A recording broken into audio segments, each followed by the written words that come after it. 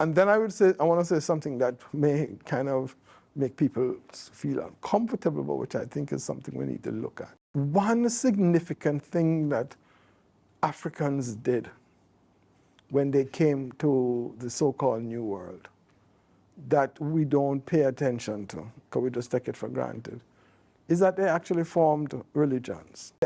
The African who came over to the New World brought with him or her the gods that they had in their head. And with these gods, what they did was that they adapted them and reworked them for the new situation. The new situation was both slavery and colonialism. And so that when we look at Afro-religion, Afro-Caribbean religion, Santeria, Voodoo, etc., Pentecostalism, and so on, Kumina, and all, revivalism, Mahdism, all those kind. When we, Shouter Baptist, when we look at those kind of those religions and those practices, what you're seeing is not just religion as we understand it. What you are also seeing is actually the creation of something new, something that our ancestors had to create as a way in which they could make sense of their lives under colonialism and racial slavery.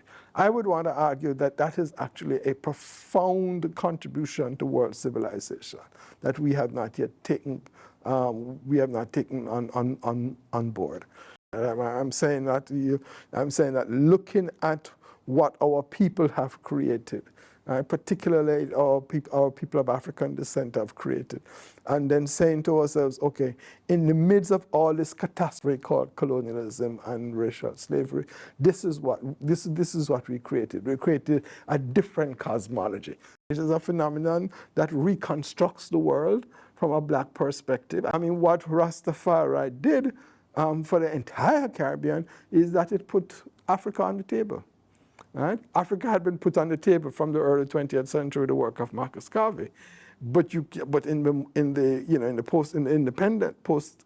moment of independence in the 60s, right throughout the Anglophone Caribbean, and then in the post-independence period, you cannot think of life of any Caribbean without not thinking of Rastafari.